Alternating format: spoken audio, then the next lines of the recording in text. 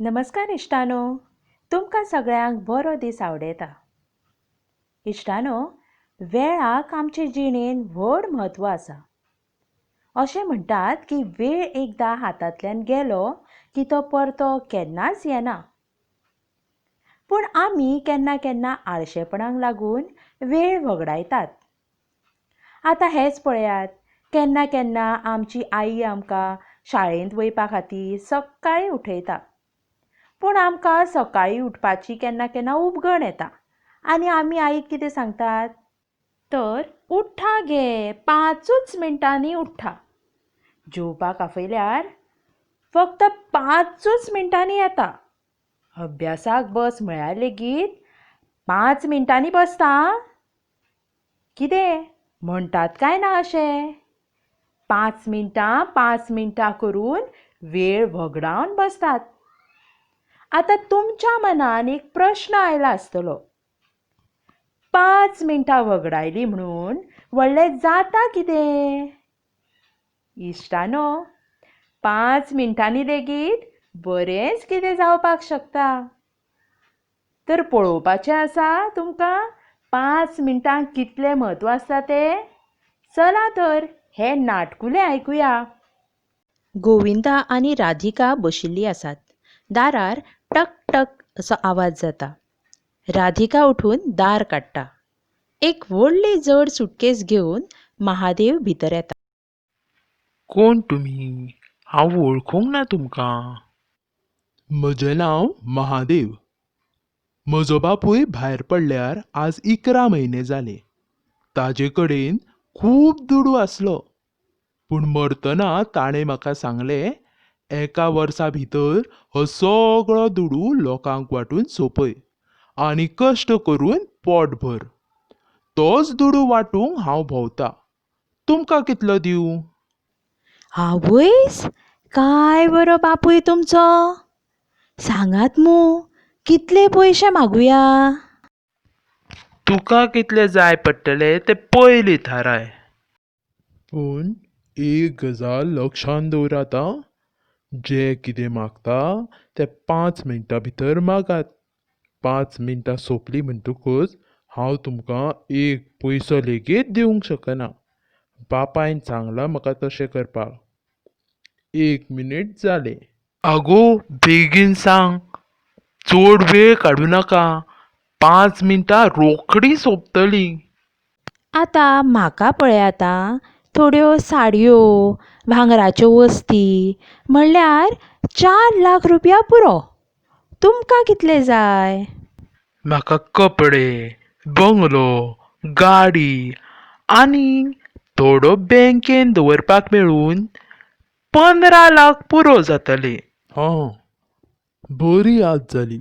आनी एक गजाल सांगिल्ली म्हज्या बापायन.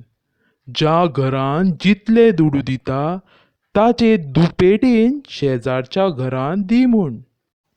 कितें? म्हणजे आमकां 20 लाख दिले जाल्यार ते सावित्रेक 40 लाख दितले तर तुमी? हय, अटी प्रमाण दिवचेच पडटले. 2 मिनटां जालीं. आतां रे सायबा, कितें करुया? राव राधिका, हांव दिस्त करता तें. महादेव बाब, समजा तुमचे कडेन आसा तितलोय दुडू तुमी म्हाका दिलो जाल्यार शेजान्नीक आनी खंयचो दितले? म्हज्या घरान जायतो पयसो दवरिल्लो आसा. बँकेंत आसा, तो घेवन येतलो. घरांत आसा आनी बँकेन जितलो दुडू आसा तितलोय म्हाका दिवन सोंपयात. दिता. जाय तितलो दिता. पूण आंकडो तुवें सांगचोच पडटलो. देवा सायबा, आमी गे बाये कसो आंकडो सांगतली? तुमचे कडेन कितले कोटी कोटी आसात ते आमकां कशें कळटले? आमी 50 कोटी मागल्यार शेजान्नीक थंय बसून आयते 100 कोटी मेळटले. महादेव बाब, तुमीच सांगात न्हय कितले आसा ते. म्हाकाय खबर ना. 3 मिनटां जालीं. आगे, बेगीन सांग. वेळ जायत आयलो. आमच्या कुस्तार ती गिरेस्त जातली आनी ती आमचे परस दुपेटीन? म्हाका सोंसचें ना. तशें जाल्यार आमी थोडेच मागुया, 1 लाख. आनी तिका थंय बसून आयते 2 लाख मेळटले. ताजें कितें? अशें केल्यार कशें? गोविंदा राधिकाच्या कानान कितें तरी सांगता. हय वय, तशेंच बरें जातलें. महादेव बाब, तुमी अशें करात. तुमी पयलीं आमचे शेजान्नींक पयशे दियात आनी मागीर आमकां दियात. म्हणजे आमकां दुपेटीन मेळटले. गोविंदा बाब, पयलीं तुमचे शेजान्नीगेरूच गेल्लो हांव. तिणेंच म्हाका हांगा धाडला. पळयलें न्हय, ती बरी शाणी आसा.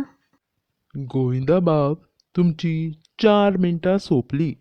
आतां कितें करुया? वेळ जायत आयलो, बेगीन सांग.